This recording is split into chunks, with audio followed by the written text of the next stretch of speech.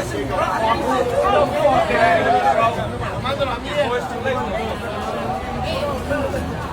you with me, bro? You with me? I'm going for Argentina, though. Oh, you going for Argentina? I'm gonna We're upset. I mean, where Mexico was at? Where's Mexico? Where's Mexico? Where's Mexico? Mexico home. What am I looking for? I'm just saying, we lost. I took it to the chip. I'm not mad. In this video is content creator Mike from Florida. What happens next is unacceptable. Why you? Hey, next time don't push me. Don't push me. Don't push me. Yo, don't pull the race card. Only a day, right here. New York, baby, New York. Oh, y'all heard that?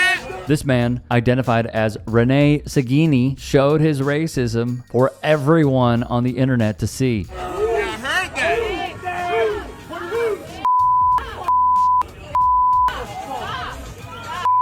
Say it one more time. One more time for the camera. One more. What you said? Man, saying the N-word out here is wild. You could tell a lot by this video, this image even, that speaks to who this man is, what he believes in, and what he represents. So who is Rene Seghini? Why would he do this? What are the repercussions for using racial slurs a number of times to insult a fellow World Cup fan? Well, NBC6 would report Rene is the owner of a restaurant called Taco Rico. The irony here astounding. In light of this video going viral, per NBC6, the couple has decided to nuke their social media accounts. Seghini would try to help his cause by releasing the following statement to the press. I used a racist and hurtful slur, and there is no excuse for it. I am deeply sorry, and I owe a direct apology to the black community, who I hurt with my words, along with everyone else who was rightfully harmed by my poor actions. That language is wrong. It does not reflect who I want to be, and I take full responsibility for it. Now, other franchise owners are responding to the fallout. The words and actions recently associated with another Taco Rico location are deeply disappointing and do not reflect the values of Taco Rico Homestead. We believe every person deserves to be treated with dignity, kindness, and respect. We firmly condemn racism, hatred, and discrimination in all forms. There is no place such behavior in our community and especially in our business. Taco Rico Homestead is a family-owned and independently operated location. We have no ownership or operational relationship with Taco Rico Kendall / London Square, beyond sharing the Taco Rico franchise name. Our family has built this business by welcoming everyone who walks through our doors. We remain committed to serving our community with respect, inclusion, integrity, and care. We sincerely thank our customers, neighbors, and community members who continue to support us and values we proudly represent. Thank you very much, the Taco Rico Homestead family. And if you guys have any questions, look us up on Google. You'll see who we are. We have nothing to do, like I said, with the other one. And we just use the franchise name, which is Taco Rico. But Taco Rico Homestead is only one location and is family owned by myself and my family. That is Tato Gonzalez, a fellow franchisee who has been hammered with negative reviews. As he said, he's not affiliated with Rene Seghini. The Taco Rico corporate team then released a statement of their own. Yesterday, an unfortunate incident occurred involving one of our franchisees outside of the operation of our restaurants. Taco Rico does not condone racism, discriminatory language, or hateful behavior of any kind. For more than 34 years, we have proudly served our communities as a family-oriented restaurant brand built on respect, inclusion, and hospitality. We have addressed this matter directly with the franchisee involved. He has expressed deep regret for his actions and is sincerely apologetic for the situation. We remain committed to treating our guests, employees, and communities with dignity and respect. For the content creator, Hey, Molita! Hey, chill the Hey, Molita! chill the Chill the chill the Hey, he's bothering me, man. Hey, ven para atrás, ven.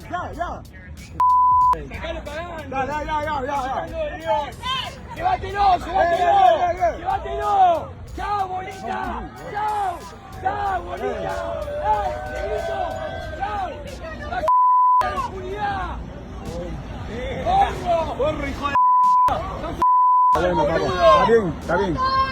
It is quite clear and fairly obvious where you should stand on all of this. Mike from Florida is a prankster, okay? If you were to go on to his YouTube, you will see that he just eggs people on. It's sort of like that one dude who goes into a Home Depot and like knocks someone in the head with a long piece, like a long construction piece, and he'll pretend like he's not doing it. I'm blanking on that guy's name. He's a total schmuck. That is who Mike from Florida is as well. He's a schmuck. He is a troublemaker. I want to be clear about this. That sort of stuff is just so gross to me.